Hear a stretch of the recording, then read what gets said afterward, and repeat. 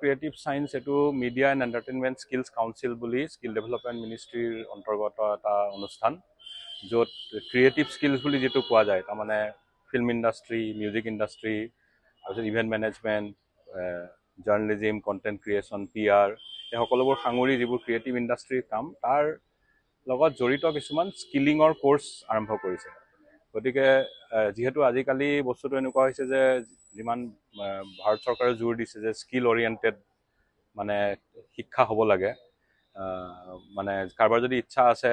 যে মই ডিটেইলত 3 বছৰীয়া কোৰ্চ কৰিম বা 5 বছৰ বা PhD কৰিম সেইটো বেলেগ কথা কিন্তু বহুতে চাকৰিৰ সন্ধানত যিসকলে পঢ়ে এনেই বহুত এটা শিক্ষা লৈ লাভ নাই যেহেতু আমি দেখো যে কেতিয়াবা বহুত মানে বেছি শিক্ষা থকা মানুহও কিছুমান তেওঁলোকৰ শিক্ষাগত অৰ্হতাতকৈ নিম্নমানৰ চাকৰি বিচাৰিব লগা হয়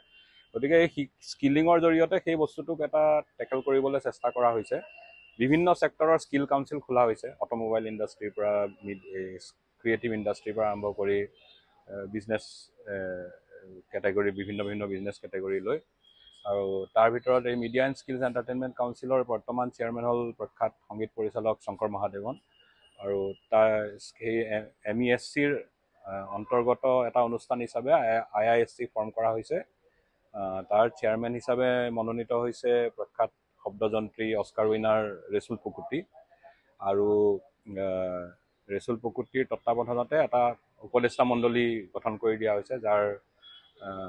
সদস্য হিচাপে মনোনীত হৈ মই নিজকে সন্মানিত বোধ কৰিছোঁ কাৰণ ইয়াত বহুত প্ৰখ্যাত ফিল্ম ইণ্ডাষ্ট্ৰীৰ বহুত প্ৰখ্যাত লোক আছে গিৰীশ কাছৰাৱল্লী আছে ৰাহুল ৰৱেল আছে তাৰপিছত শ্ৰীকৰ প্ৰসাদ প্ৰখ্যাত সম্পাদক আছে বীণা পল আছে কৌশৰ মুনিৰ স্ক্ৰিপ্ট ৰাইটাৰ আছে শ্যাম কৌশল আছে বিখ্যাত একশ্যন ডিৰেক্টৰ গতিকে এই IICSৰ কোৰ্চবোৰ এনেকুৱা ধৰণৰ হ'ব যে য'ত ফিল্ম ইণ্ডাষ্ট্ৰী আৰু মিউজিক ইণ্ডাষ্ট্ৰীৰ লগত জড়িত কিছুমান বিষয় যিবোৰ সাধাৰণতে পঢ়োৱা নাযায় যেনেকৈ ফৰ এক্সাম্পল মই এনেই এটা ৰেণ্ডম এটা উদাহৰণ দিছোঁ কষ্টিউম ডিজাইন এতিয়া আমাৰ ইয়াত যিমান চিনেমাৰ লাইনত যোৱা কষ্টিউম ডিজাইনত যায় সকলোৱে ফেশ্বন ডিজাইন পঢ়ি পেলাই যায় NIFT বা আন কোনো ফেশ্বন ইনষ্টিটিউটত পঢ়ি কিন্তু চিনেমাৰ কষ্টিউমৰ ডিজাইনটো এটা বেলেগ ধৰণৰ বস্তু এইটো ফেশ্বনৰ লগত জড়িত নহয় গতিকে ইয়াত কষ্টিউম ডিজাইনৰ কোৰ্চ হ'ব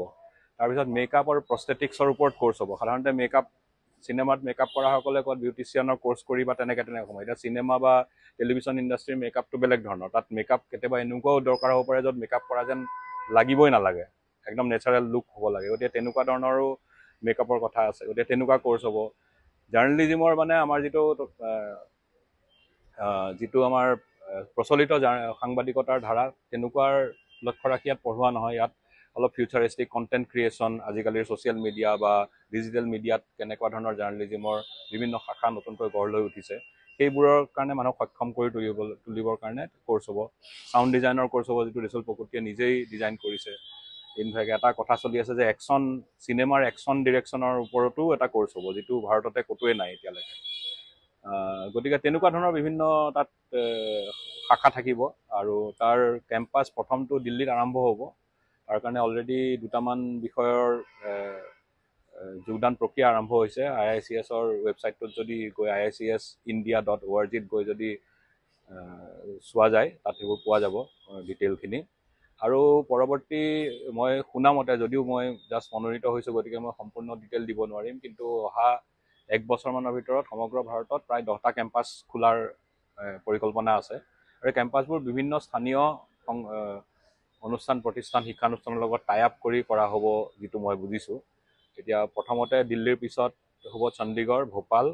আৰু আহমেদাবাদ আৰু কলিকতাত কথা চলি আছে তেনেকৈ লাহে লাহে হ'বগৈ গোটেইকেইটা কেম্পাছ উত্তৰ পূৰ্বত মোৰ প্ৰধান এটা ৰোল সেইটোৱে হ'ব বুলি মই ভাবিছোঁ যে উত্তৰ পূৰ্বত দুটা নহ'লেও এটলিষ্ট এটা শাখা তাৰ নিয়াৰটোৱে মোৰ এটা প্ৰধান প্ৰচেষ্টা হ'ব মই সেই বিষয়ে ৰেছুল পুকুটিৰ লগত অলৰেডি কথা পাতিছোঁ তেখেতে কৈছে আমি যেতিয়া মিটিং হ'ব আমাৰ সেই কথাটো তাতে উত্থাপন কৰি আলোচনা কৰিব লাগিব কাৰণ এটা প্ৰক্ৰিয়াৰ মাজত হ'ব যেতিয়া তেওঁলোকে হয়তো ক'ত কৰিব এটা আইডিয়া কৰি থৈছে হয়তো উত্তৰ পূৰ্বৰ শাখা অলৰেডি আছে লিষ্টত মই লিষ্টখন ক'ব নোৱাৰোঁ